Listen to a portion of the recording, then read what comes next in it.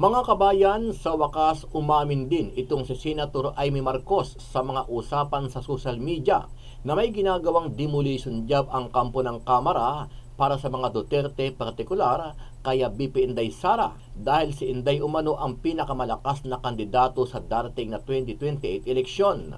Dahil nga sa lakas ni Inday Sara Duterte, dahil sa lakas ng maaaring maging kandidato, no, dapat daw agahan. Nagulat nga ako, sabi ko, di ba, dapat nagbabakbakan ng isang taon bago magkaroon ng eleksyon. Layo pa natin sa 2028.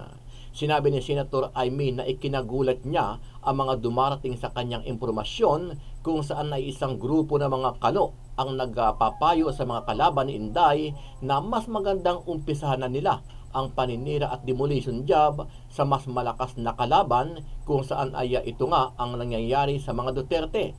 Ang payo daw ng mga consultant na kano, una daw dapat simulan ng negative publicity. Demolition job muna. So sisirain yung pinakamalakas na kandidato. Sa kabila nito, naniniwala si Senator Amy Marcos na hindi kilala na mga advisor ng mga kano ang mga Pilipino dahil iba ang ugali ng mga Pinoy kung saan ay sa halip na maniwala sila sa mga paninira at mga pang-aapi na ginagawa sa isang leading candidate ay lalong umaani ito ng suporta. Yes, I was saying nga na ang problema sa mga analysis ng kano, nasiraan ng siraan yung leading candidate, ayaw ng Pilipino ng inaapi. Kasi tayo, nagagalit tayo, may FPJ factor, talagang babangon pag sobra na ang pag-aalipusta. Ayaw natin ng ganon. Ano ang masasabi mo dito, kabayan? Kung ikaw ang tatanungin, dapat na bang umpisahan na nilang siraan itong si BP Inday at ang kanyang ama na si dating Pangulong Duterte para makakuha sila ng suporta sa taong bayan para sa darating na 2028 eleksyon? Sama-sama nating panuorin ang buong video at pakicomment nyo po ang inyong mga reaksyon at sariling opinyon. Pero bago yan, muli po ako nag-iimbita sa mga hindi pa po nakasubscribe sa ating channel na Kabayan News PH, pakipindot po ang subscribe button at pakiclick na rin ang notification bell para lagi kayong updated sa mga bagong upload natin na legit at napapanahong balita. Maraming pong salamat. Dahil nga sa lakas ni Inday Sara Duterte, dahil sa lakas ng maaaring maging kandidato, no, dapat daw agahan. Nagulat nga ako, sabi ko, di ba, dapat nagbabakbakan ng isang taon bago magkaroon ng eleksyon. Layo pa natin sa 2028. Ngunit, ang pagkaintindi ko, ang payo daw ng mga consultant na kano, una daw dapat simulan ng negative publicity. Demolition job muna. So sisirain yung pinakamalakas na kandidato. Talaga naman, binabakbakan, palibasa malakas. Tapos yung second phase, magpapakilala, yung tinatawag nilang awareness. Tapos may third phase pa, yun na yung kampanya na naintindihan natin, yung pagiging popular. So, bale 3 phases. So, kung yung kampanya nasa 6 months to 1 year, ito times 3. Kaya daw aga-aga. Marami akong naririnig na mga consultant na yun daw yung payo, mga haka-haka, kaya ako nabibigla. Ang problema sa mga ideyang ganyan, hindi yata nila kilala ang Pilipino. Ang Pilipino ayaw pumayag dyan sa mga nega-nega na yan, di ba? Pangit sa atin yan eh. Yes, I was saying nga na ang problema sa mga analysis ng kano, nasiraan ng siraan yung leading candidate, ayaw ng Pilipino ng inaapi. Kasi tayo, nagagalit tayo, may FPJ factor, talagang babangon pag sobra na ang pag-aalipusta. Ayaw natin ng ganon. Ito po iisa-isahin po nating i-discuss yan. Pero mamaya po, meron akong gustong iparinig sa inyo na meron pong nakapagsabi na meron pong twist yan. May twist yan. Yung nakikita natin sa surface ay hindi pa yan ang kabuuang istorya. Hindi pa yan ang kabuuan ng galawan. Mamaya po, ipapakita ko po sa inyo at kayo ang humusga. May ibang kwento po yan bukod doon sa nakikita natin sa balita.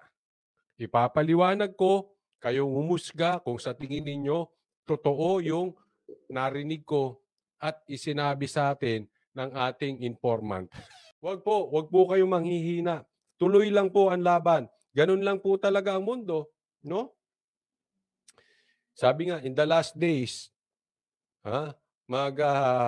ang kasamaan ay mamayagpag, no? So we expect that. But basta, let's do our part. And the result, we give it to God. To God. Let's just do our best. No? Huwag kayong panghinaan ng loob. Pwede pa yan.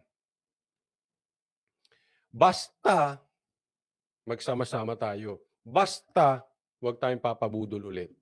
Marami raw natuwa at maraming naasar sa paglaya ni De Lima.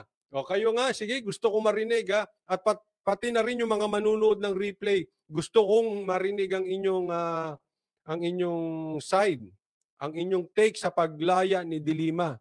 Kayo ba ay natuwa o naasar? Sige, pakilagay natin dyan.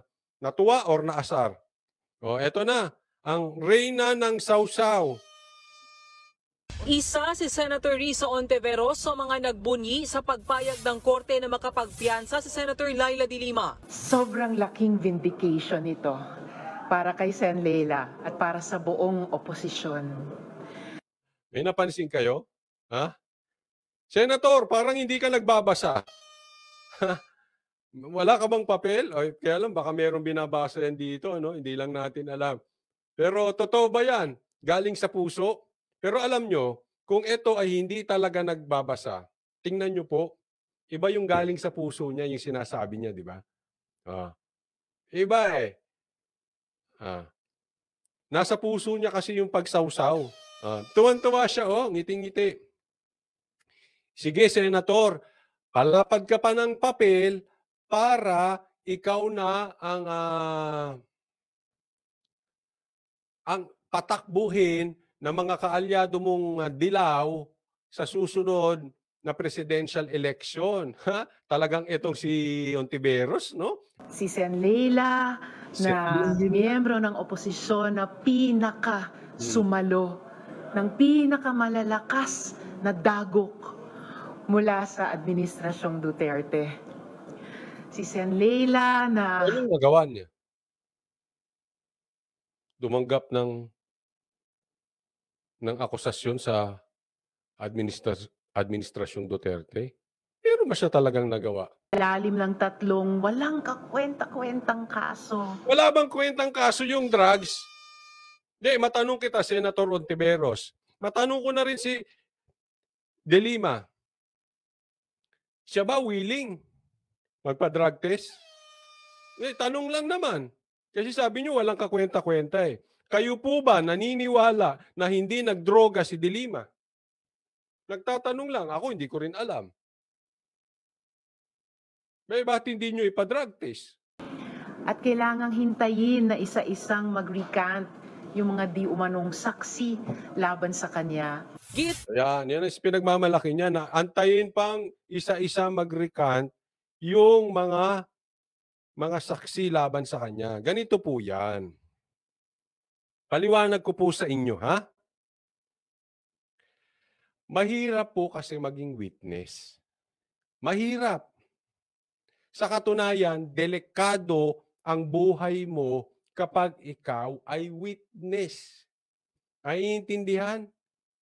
So, pagka naging witness ka, tapos nagpalit ng administrasyon at yung kasulukuyang administrasyon, hindi trinabaho ang safety mo, sa pakanan ng pamilya mo at sa kapakanan ng iyong buhay, magre-recant ka talaga. Naiintindihan? It's not because hindi sila naniniwalang guilty si De Lima. It's because they are concerned about their safety. Imposible po, Sen. Ontiveros, hindi mo alam yan. Ganyan po ang nangyayari ngayon. Dati, siyempre, may protection sila ng administrasyon. Nagtrabaho yung DOJ before. Nagtrabaho yung SOJ. Nagtrabaho sila.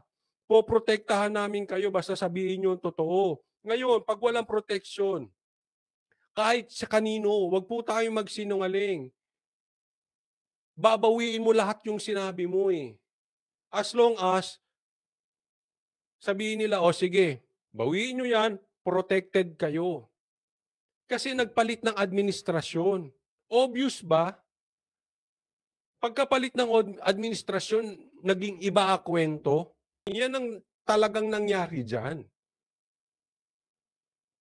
Siyempre, may mga pamilya din yan. Oh. Sabi, kahit ako eh. Siyempre, di ba? Pag pamilya na iba na iusapan. I mean, kahit grade 2 naiintindihan yan, Ontiveros, ano ka ba naman? Ontiveros, biktima si Dilima ni dating Pangulong Rodrigo Duterte na gusto lamang daw manakot sa mga taong kakalaban sa kanya. Sabi pa Biktima. So, hindi kayo naniniwalang meron talagang droga sa loob? Again, hindi sa akin ang paghuhusga. Ang tanong ko lang sa inyo, mga senador, anong paniwala ninyo? Talaga? You can honestly say, buo ang inyong loob, malinis ang inyong puso? Ontiveros, tama lang na hinayaan ng Marcos administration na makalaya na ang dating senadora dahil matagal na rin daw naging biktima ng kawalan ng hustisya si Dilima. Si Senator Bato de la Rosa, nakaalyado ni dating Pangulong Duterte, nire-respeto naman daw ang naging desisyon ng korte. Pero tanong niya, lumalabas raw ba na mahina ang kaso kay Dilima? Paano daw nangyari ito kung malakas naman ang kaso noong nakaraang administrasyon? Paano? Nag-atrasa ng mga ano eh. O, bakit nag-atrasan? Yung pinaliwanag ko kanina. Hindi trinabaho ang safety nitong mga ito. Matatakot ka.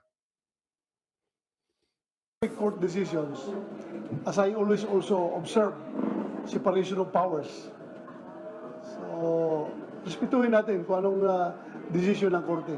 He is worthy to be bailed, to be granted bail. Talagang billable yung kaso niya. Dapat noon pa binigay the bail yan, di ba? As I've said, I observe separation of powers. At dahil dating Bucor Chief din si Bato, natanong siya kung may natanggap siyang impormasyon kung totoong may kinalaman si Dilima sa kalakaran ng droga sa loob ng bilibid. I receive positive answers. At marami naman nagko-confirm din doon sa kanila. Baka ngayon kung tanungin ko ulit yun, baka magbaligtad din, mag-recant din. Mahirap pong makulong sa hindi mo ginawang kasalanan. But again, hindi ibig sabihin si Dilima naniniwala ako walang ginawang kasalanan. I believe in the contrary. Doon ako sa kabilang side. Ibang paniwala ako dyan. Pinupunto ko lang pangkalahatan. May problema po talaga ang proseso ng ating hustisya sa bansang Pilipinas. Nakakaawa din yung iba. Yung iba, hindi si Dilima ha. Liwanagin ko po, yung iba, hindi si Dilima. Binanggit ko lang yan kasi nang sana maayos naman ang proseso ng bansang Pilipinas.